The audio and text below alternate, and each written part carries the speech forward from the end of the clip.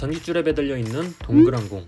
커다란 송전탑 전깃줄에서 유독 잘 발견되는데요. 정체는 무엇이고 왜 도시에서는 쉽게 찾아볼 수 없는 걸까요? 우선 전깃줄에 매달려 있는 공의 이름은 항공장의 표시구라고 부릅니다. 비행기와 헬리콥터와 같은 비행물체에 전깃줄의 존재를 알리기 위한 안전장치죠. 비행물체가 혹여나 전깃줄에 걸리는 불상사를 예방하는 것이 목적입니다. 밤이 되면 고층 건물 외벽에 들어오는 불빛과 동일한 역할을 하는 셈이죠. 참고로 고층 건물 등에 설치된 불빛은 항공장의 표시등이라고 부릅니다. 항공장의 표시구는 주황색과 흰색으로 나뉩니다. 둘 다 전깃줄의 위치를 알리기 위한 용도지만 다소 차이가 있습니다. 주황색은 일반 전선에 설치되는 반면 흰색구는 OPQW 통신선에 설치됩니다. 전선 종류를 구분하기 위해 표시구 색깔을 달리 사용한 것이죠. 그럼 표시구 재질은 플라스틱일까요? 고무일까요?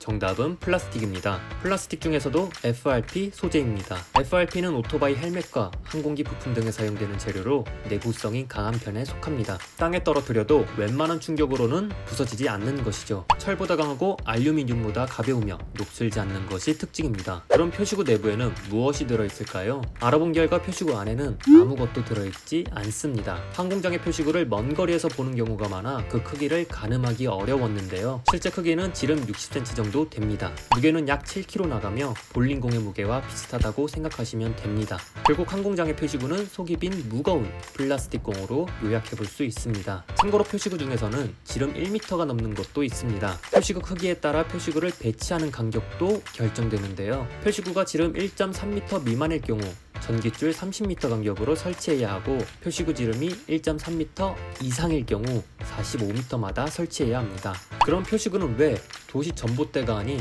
도시 외곽에 있는 송전탑에서만 보이는 걸까요? 그 이유는 설치 기준에 있습니다. 전깃줄의 높이가 60m 이상일 경우 항공장의 표시구를 의무적으로 설치해야 합니다. 도시에서는 60m 이상 전깃줄을 찾아보기 힘들고 상대적으로 높이가 낮은 전봇대가 있어서 표시구를 설치해야 하는 제약에서 자유로운 편이죠. 특히 도시에서는 전봇대 대신 땅속에 전깃줄을 설치하는 것으로 대체되는 추세입니다. 그래서 전봇대를 이용한 공중전깃줄을 옛날처럼 쉽게 찾아볼 수 없습니다. 땅속 전깃줄이 많아지는 이유는 공중전깃줄이 건물에 가로막히는 일도 많고 도시 미관을 해치기 때문으로 생각해볼 수 있습니다. 물론 땅속 전깃줄은 공중전깃줄보다 설치 비용이 높은 편입니다. 그래서인지 농촌에서는 여전히 전봇대를 이용한 공중전깃줄이 많이 남아 있습니다.